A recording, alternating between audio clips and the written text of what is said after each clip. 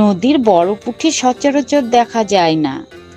আজ বানাবো নদীর টাটকা বড় পুঁটির মাছ আর আলু বইকচু দিয়ে ঝোল।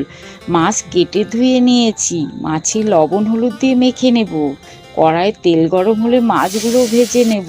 ওই তেলে ফোড়ন দেব কাঁচা লঙ্কা, শুকনো লঙ্কা, তেজপাতা, পেঁয়াজ, জিরা। ভেজে তাতে দেব বইকচু, আলু দিয়ে পরিমাণ মতন দেব লবণ হলুদ দিয়ে নেড়ে ঢেকে দেব। কিছুক্ষণ পর ঢাকা তুলে ভালো করে ভেজে নেব। ভাজা হলে একসঙ্গে করে রাখা আদা, জিরা, শুকনো লঙ্কা বাটা দিয়ে ভালো করে কষিয়ে নেব। আর দেব পরিমাণ মতন জল, স্বাদ মতন লবণ দিয়ে একটু ঝোল ফোটা ফোটা ভাব হলে দেব মাছ ভাজাগুলো। মাছ ভাজা দিয়ে ভালো করে ফুটিয়ে নেব। নামানোর আগে গরম মশলা দিয়ে নামিয়ে নেব। রেডি নদীর টাটকা পুঁটি মাছের ঝোল।